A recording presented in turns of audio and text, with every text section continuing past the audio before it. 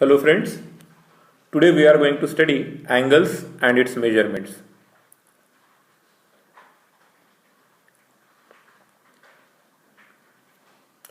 So, amount of rotation of initial ray, in this case what is initial ray? Initial ray is or initial arm is OA and the terminal arm is OB. So, amount of rotation of the initial ray OA, right, such that it coincides with this ray OB, right? So we have to rotate OA around O up to it reaches B. That amount of rotation of the initial ray is the directed angle AOB. Why I am saying about directed angle AOB? Remember, when we are talking about directed angle, angle AOB and angle BOA are different, right? Because when we are talking about AOB, we have to start from ray OA, keep on rotating it up to it coincides with ray OB. And this rotation, as you can see, is to be anti-clockwise. Whereas from OB to OA, it would have to be clockwise. Try to understand this.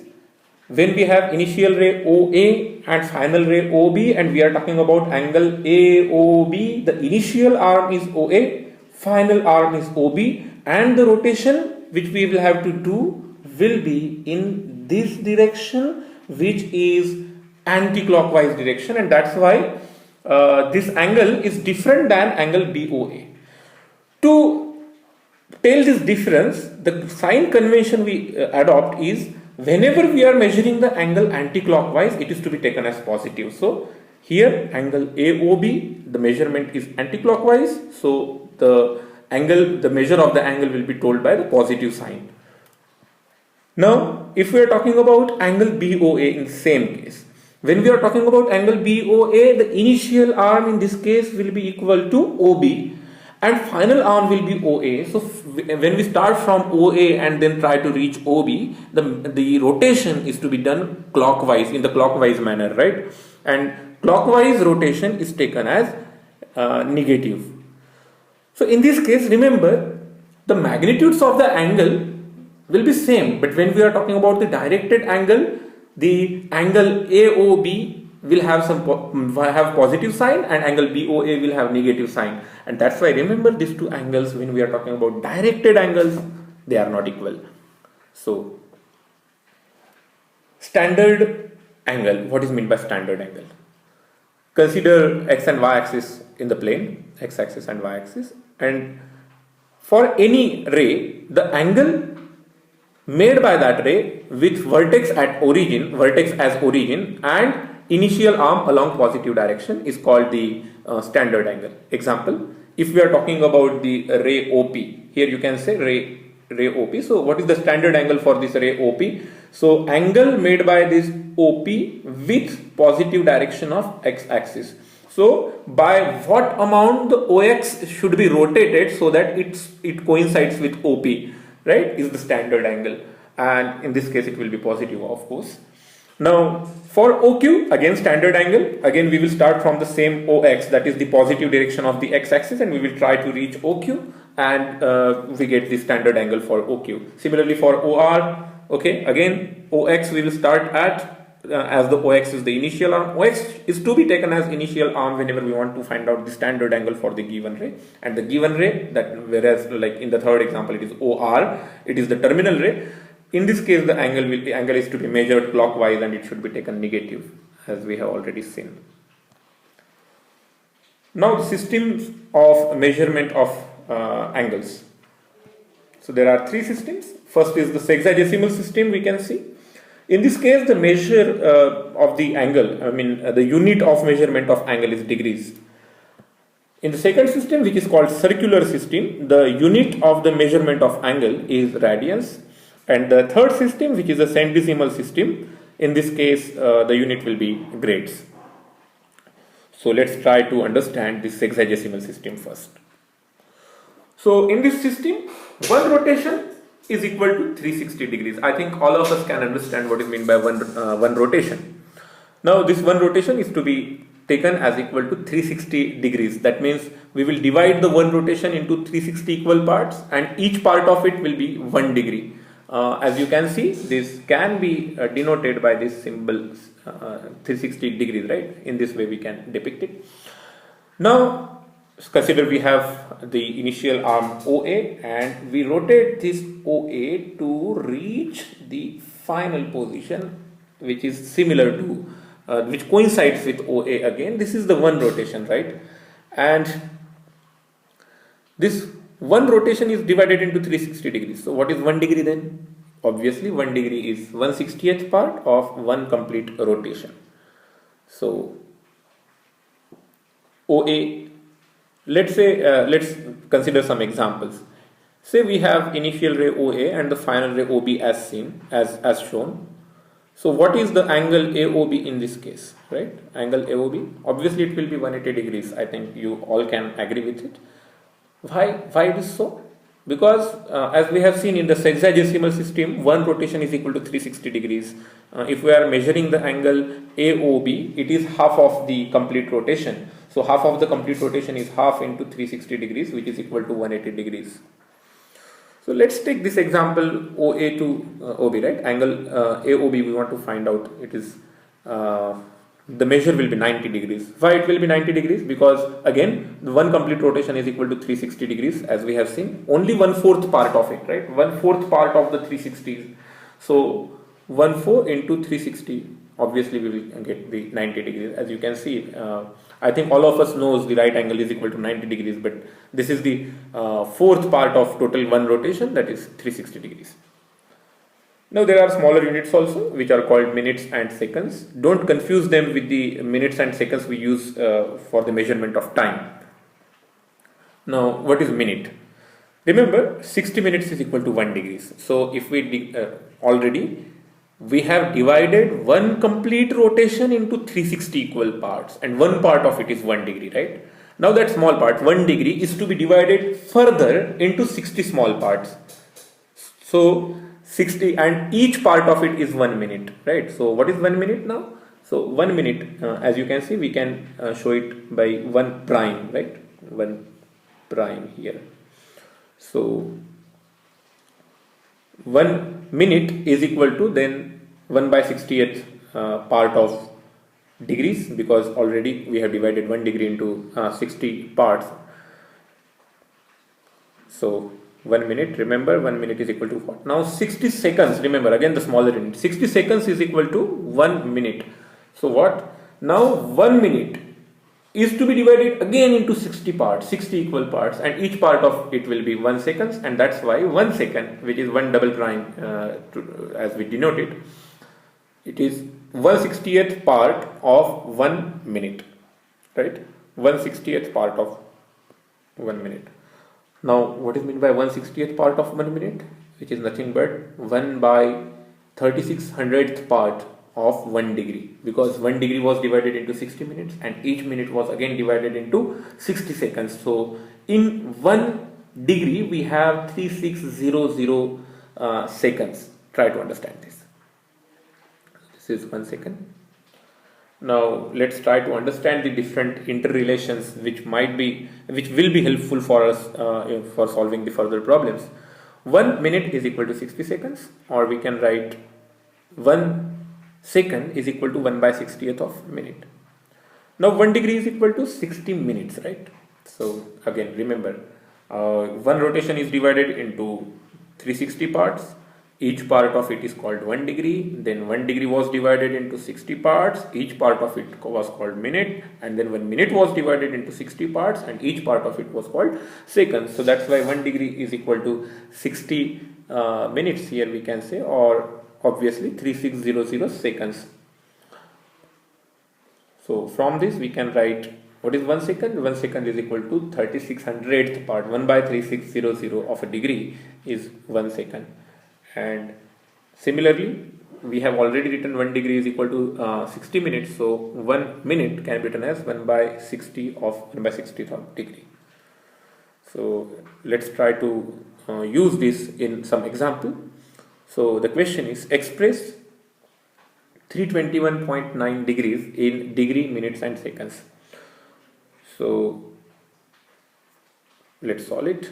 So 321.9 degrees which is 321 complete degrees plus 0.9 degrees, right? I think every one of you knows what is 1.5 hours. 1.5 hours is 1 hour complete and 0.5 of the other hour. What is 0.5 hour? It is not a complete hour, so that's why then we convert it into 30 minutes, right? So similar kind of thing we are going to do here. So we have 321.9, right? So 321 complete degrees and 0.9 degrees. As it is not a complete 1 degree, we are going to convert it into the smaller units. So we have 321 degrees and 0.9 into 60 minutes, right? Because 1 degree is equal to 60 minutes. So 0.9 degrees is equal to 0.9 into 60 minutes, which is equal to 54 minutes. So 321.9 degrees is 321 degrees, 54 minutes, and obviously 0 seconds we can add. Let's take some other example. So we have been asked to express minus 87.74 degrees in degrees, minutes and seconds in the smaller units. First of all, understand the negative sign only tells us that the angle is to be measured clockwise, not anti-clockwise. The remaining part will be same, right? So again we will go on with this minus 87.74 degrees, which is equal to minus of 87 plus 0.74 degrees. So 87 degrees are complete and 0.76 degrees are to be converted into minutes, right? So to convert it into minutes, we write 0.74, right? 0.74 into 60 minutes, right? So it will be equal to 44.4 minutes. So it is minus 87 degrees, minus of 87 degrees and 44.4 minutes.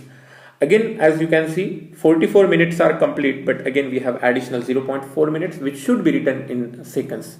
So we'll write minus 87 degrees, 44 minutes and then 0.4 into 60 seconds, right? That's why it is 87 degrees, 44 minutes and 24 seconds, right?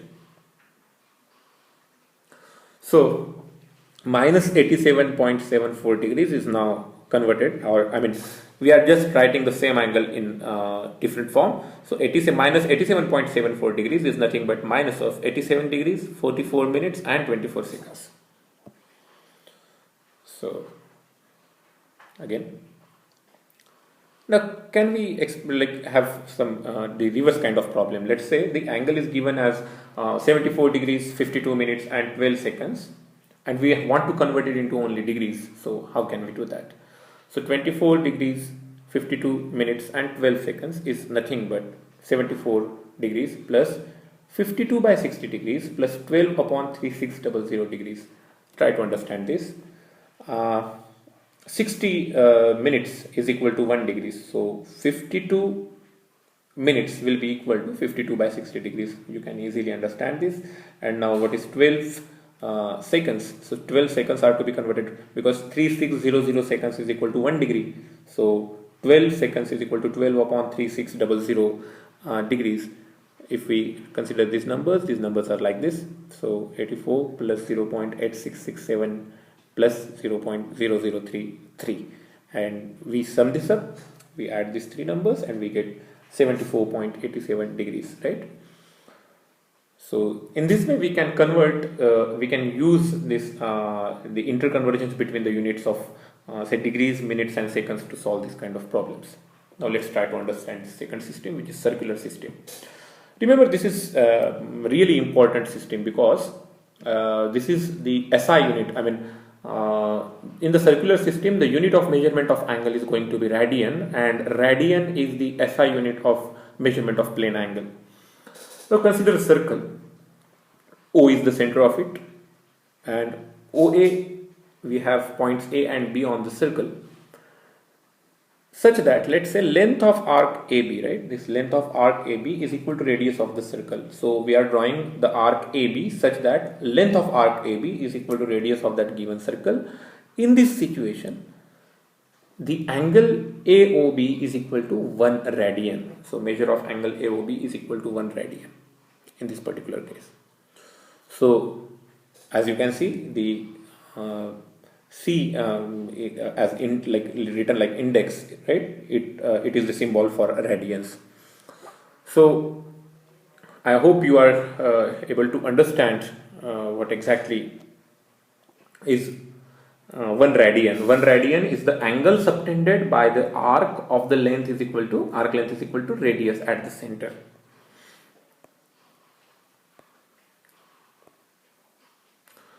So consider any 2 points AB on a circle.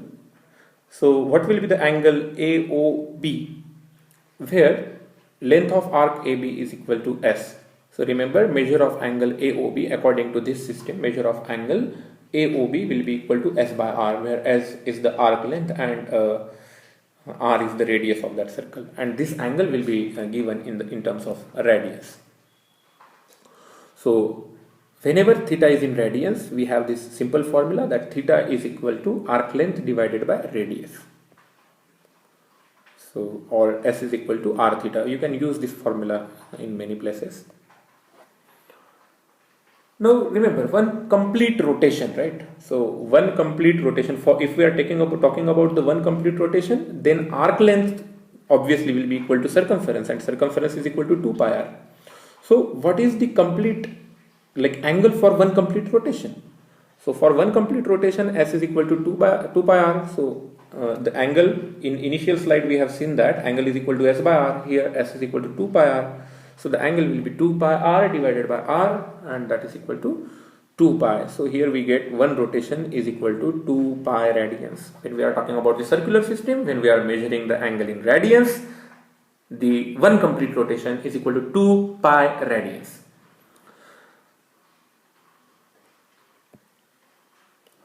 Now, one rotation is also equal to 360 degrees if we are talking about the sexagesimal system, and that is equal to 2 pi radians if we are talking about the circular system. So we get one relation here that 360 degrees must be equal to 2 pi radians. So what is 1 degree then? So obviously by rearranging the terms we can find out 1 degree can be written as 2 pi by 360, which is equal to pi by 180 radians. So 1 degree is equal to pi upon 180 radians, or 1 radian is equal to 180 upon pi degrees in turn, right? So what is theta degrees? If the angle is given in degrees and we want to convert it into radians, try to understand this. If the angle is given in degrees and we want to convert it into radians, just multiply it by pi by 180. And if the angle is given in radian and we want to convert it into degrees, just multiply it by 180 upon pi. So let's consider one example. Express the following angles in degrees. Say 5 pi by 12 radians they are given. So first of all, again, to convert angle from radian to degrees, multiply it by 180 by pi. We are going to multiply it, given number 5 pi by 12 into 180 upon pi degrees. So pi gets cancelled and we get 75 degrees. So obviously 5 pi by 12 radians is equal to 75 degrees. I hope you are able to understand this. Consider a second example. 1 by 3 radians. So what is 1 by 3 radians? 1 by 3 into 180 upon pi degrees. Simple. So by calculating we get 60 upon pi degrees. So 1 by 3 radians is nothing but 60 upon pi degrees. Let's take third example. Minus of 2 pi by 9 radians. What will be that? Minus of 2 pi by 9 into 180 upon pi degrees. Again, the numbers will get cancelled and we will have minus 40 degrees. So minus 2 pi by 9 radians is equal to minus 40 degrees. So whenever some angle is given in radians and we want to convert it into degrees, we are just going to multiply it by 180 upon pi. Now consider another example. Express the following in radians. The angle is given in degrees. So let's say 90 degrees. The angle is given as 90 degrees and we want to convert it into radians. So to convert the given angle in the degrees into the radians, we are going to multiply by pi by 180. Reciprocal, right? Pi upon 180. So 90 degree into pi upon 180. So simply it is equal to pi by 2 radians. So 90 degrees is pi by 2 radians. Now what will be minus of 1 by 5 degrees? Again, converting it 1 by 5 into pi upon 180, which is nothing but minus of pi upon 900 radians. So minus 1 by 5 degrees is nothing but minus pi upon 900. radians. Now what will be 225 degrees? How can we write? So 225 into pi upon 180. So by doing some calculations, 45 fours are 180 and 45 fives are 225. So we have 5 by 4. So 5 pi by 4. So 225 degrees can be written as 5 pi by 4 radians. So these are the interconversions between this radian system, circular system and the sexagesimal system. So similarly, you can go on checking, like 30 degrees will be equal to pi by 6 radians, right? Or we can say 60 degrees is equal to pi by 3 radians, 45 degrees is equal to pi by 4 radians, 120 degrees is equal to 2 pi by 3 radians. I think you should practice this by yourselves and get convinced that these numbers are true. See, you will have to just remember, whenever we want to convert the number from degrees to radians, right? So from degrees, let me write degrees to radians, we are going to multiply by pi upon 180.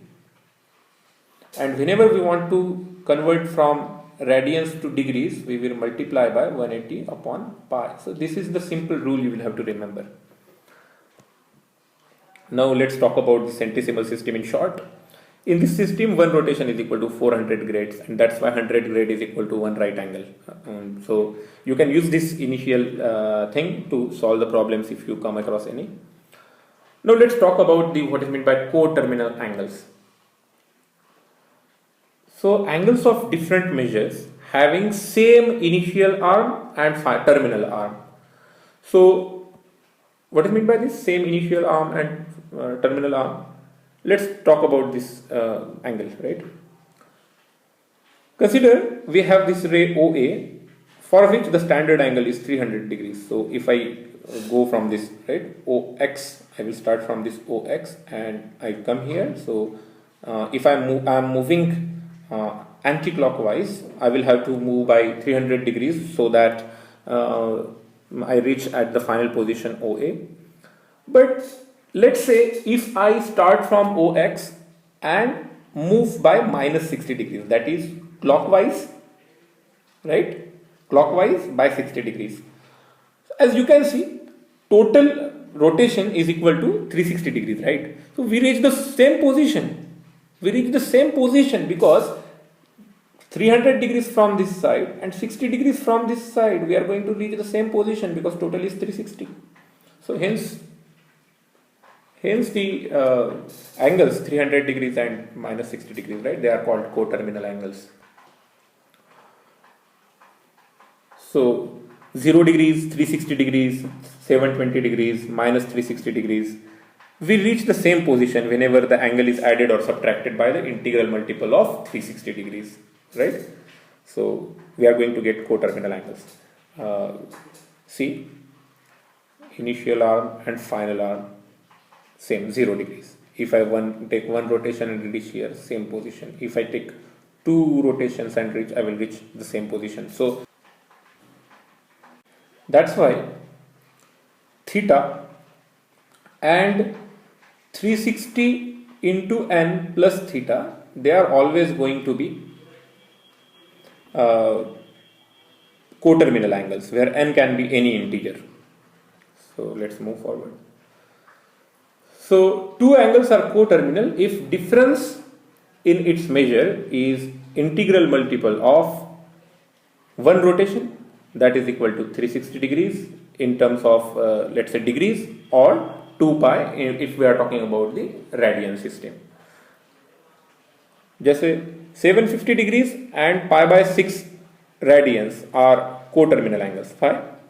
Because 250 degrees and pi by 6 radians, pi by 6 radians is nothing but pi by 6 into 180 upon pi, which is equal to 30 degrees. And what is the difference? 750 minus 30 degrees, it is equal to 720, and 720 is equal to 2 into 360, which is integral multiple of one rotation, and that's why these two angles are coterminal, we can say, right? So this is about the coterminal angles and the different systems of measurement of angle, and I'm sure you can go through this lecture again and again and use this to solve different problems from JEE as well as your boards. Thanks.